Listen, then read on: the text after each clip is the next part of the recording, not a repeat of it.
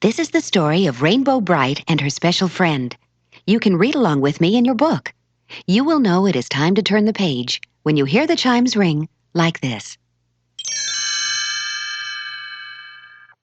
Let's begin now.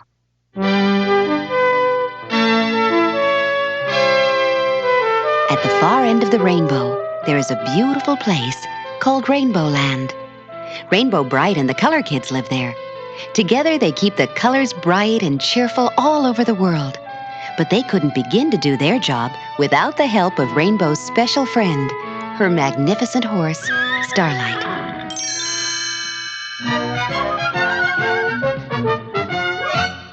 One day, Starlight woke up early. When he remembered what day it was, he felt very happy and excited. Rainbow Brite had been away from Rainbow Land for several days, and he had missed her terribly. But today, she was coming home. Starlight shook the dew out of his mane and galloped across the meadow to the Color Castle where the Color Kids lived. They were busy getting ready for Rainbow's homecoming. He greeted them happily. I can hardly wait to see Rainbow, but I'd like to look especially handsome. Do you think you could help me? Indigo jumped up and down. What a wonderful idea, Starlight! We'd love to help you. Everyone went right to work. Red Butler and Canary Yellow brushed Starlight's coat until it shined. The Sprites gathered star sprinkles, and Lala Orange and Patio Green wove them into Starlight's mane and tail.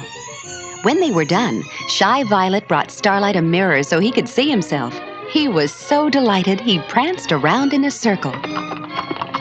I look wonderful. Thank you so much, everyone. Thank you. Now, is there any way I can help you get ready for Rainbow Brite's arrival? Red Butler slapped his forehead. I almost forgot. I wanted to have some fresh apples for her, but the best orchard is on the far side of Red Region. I'll never get there and back before she arrives. Starlight stamped his hoof excitedly. Say no more. Jump on my back and we'll be back with Rainbow's apples in no time. But Starlight didn't know that Murky Dismal was watching them from a shadowy bush nearby. Murky lived in a gloomy, colorless place near Rainbow Land called the Pits. There he and his bumbling sidekick Lurky hatched all their plots against Rainbow Brite. His one goal in life was to keep her and her friends from bringing color to the world.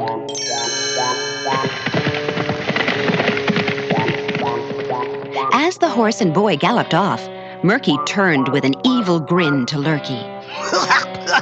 So, that conceited horse wants to look perfect for Rainbow Brite. Lurky, I think we should do something about that. The two villains jumped into their car, the grunge buggy, and zoomed off after Starlight and Red Butler. Just outside the Red Region, Murky saw something that made his eyes light up. Stop the car, Lurky. This is the perfect spot for what I have in mind. Lurky stepped on the brake. What are we gonna do, boss? We're going to make a mud bath for that sappy stallion.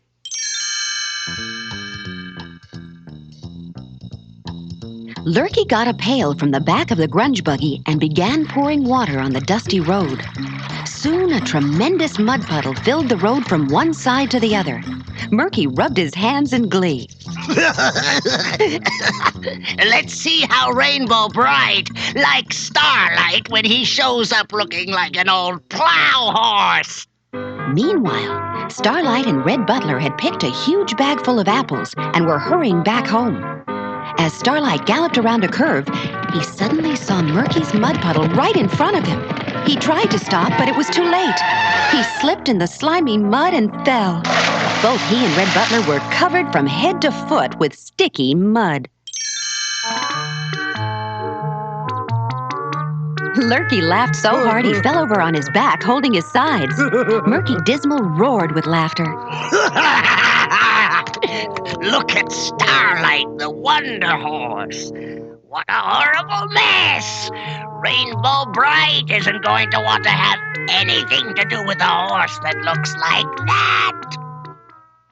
Dismally, Starlight picked himself up out of the gooey mud. He was heartbroken. I can't meet Rainbow Brite looking like this. Murky Dismal, how could you do this to us? But Murky just grinned at him. The last thing Starlight heard as the grunge buggy drove off was the sound of Murky's laughter. Red Butler stood up and wiped the worst of the mud off his face. Are you all right, Starlight? How can I be all right? Just look at me. I was so excited before, and now that mean Murky Dismal has spoiled what was going to be a wonderful day. Red tried to cheer up the unhappy horse. Let's hurry back to the Color Castle. If everyone pitches in, I bet we can clean you up again before Rainbow Brite arrives. Everyone would laugh at me. Besides, there isn't enough time. It's just no use. And Starlight ran off to hide in the forest.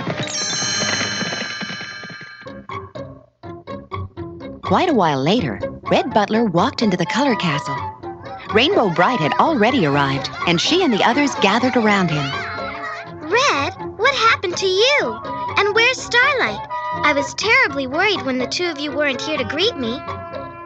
Quickly, Red told them about Murky's nasty trick and how upset poor Starlight was.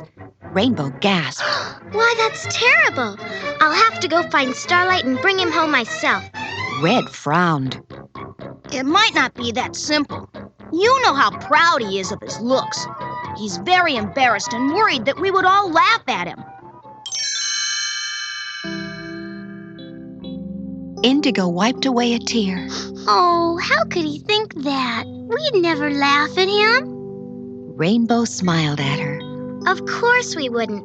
But I have an idea. Maybe we can all do something to make him feel better. Then she told them her plan. Everyone agreed it was a great idea. Rainbow Brite walked to the edge of the forest and called into the gloom. Starlight, where are you? Please come out. I want to talk to you. She heard Starlight's voice from deep in the shadows. I can't come out. I look so awful. I don't want you to see me like this. Rainbow chided him. You should know that doesn't matter. When you weren't there to greet me, I didn't wonder what you looked like. I was worried that something had happened to you. Starlight knew she was right. Ashamed that he hadn't trusted her, he slowly crept out from the shadowy trees. Rainbow Brite ran up to Starlight and gave him a big hug. Oh, Starlight, what you look like doesn't matter. I'll always love you for the beauty in your heart. I know, Rainbow.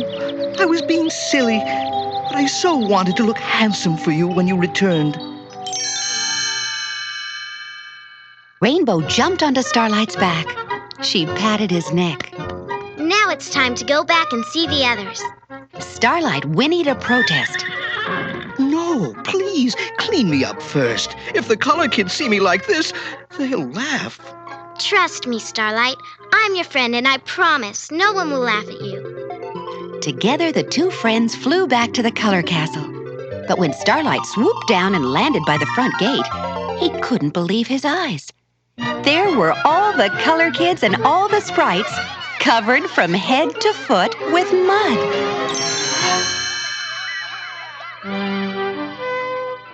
Red Butler stepped forward. Hi, Starlight.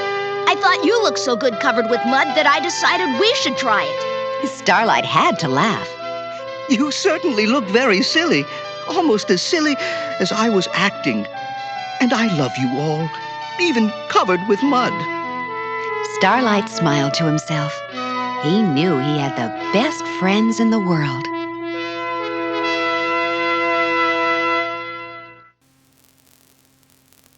That was the end of the story. If you would like to do the activities now, turn your tape over.